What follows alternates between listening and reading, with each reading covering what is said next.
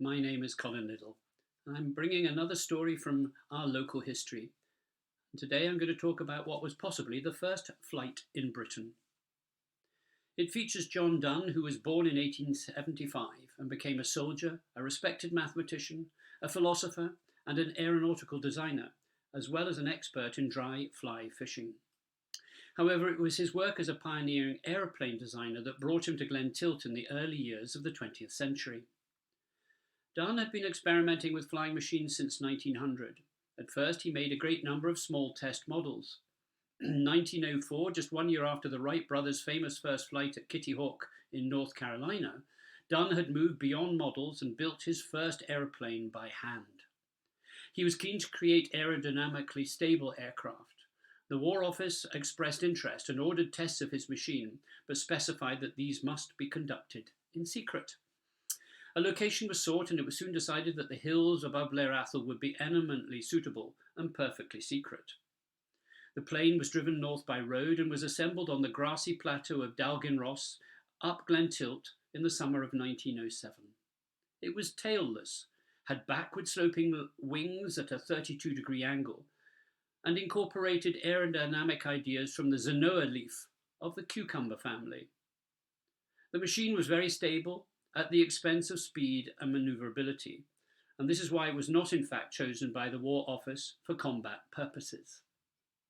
Apart from the fact that it was a biplane, it resembled a modern motorized hang glider with the pilot suspended in a seat between the two sets of wings. Donne flew the machine himself, testing it here in both 1907 and 1908, and there is a marvellous photograph of him doing so. It is thus probable that the first heavier-than-air flight in Britain took place in Glen Tilt. Returning to England, Donne was based on the Isle of Sheppey in Kent, where, in memory of his prototype work in these parts, he formed what he called the Blair Athol Aeroplane Syndicate to continue his experiments and ensure that they were fully funded.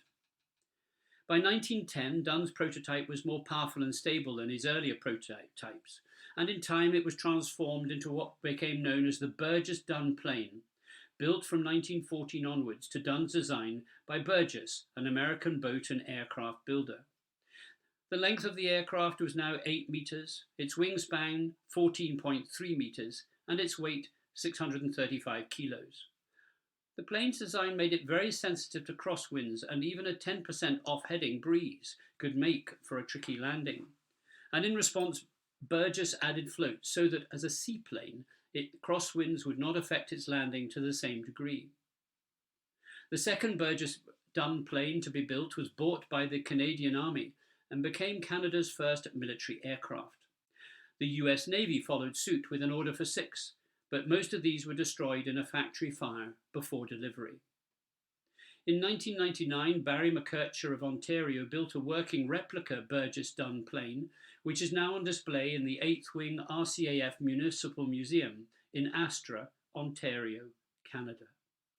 Donne was fascinated with time from an early age and wrote a famous treatise called An Experiment with Time, in which he studied precognitive dreams, predicting the future, and developing his theory of serial time, about which he wrote in his book entitled The Serial Universe, and also another one called Nothing Dies.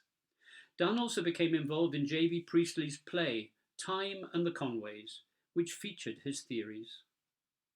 Thank you.